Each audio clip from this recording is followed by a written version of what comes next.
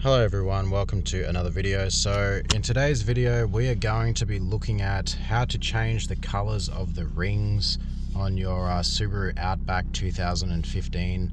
So if you guys didn't know, these LEDs are actually changeable, and to do that you need to go into your menu.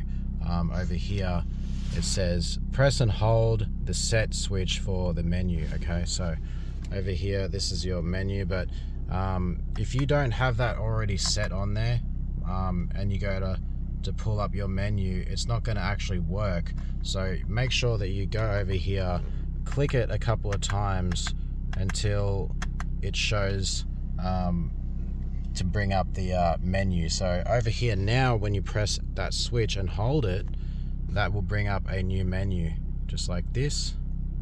Okay, so you can use these ones to scroll up and down. So let's just go, so scrolling up and down, and I'm pretty sure that's select. So I'm going to scroll down, we're going to go down, combination meter illumination, let's have a look. Okay, so meter ring illumination, we're going to press that, like that, make sure that's on. Okay, we're going to go illumination color selection, press that, and you can now select your different colors on here. So you can select whatever color you want to do. For me, I have done green.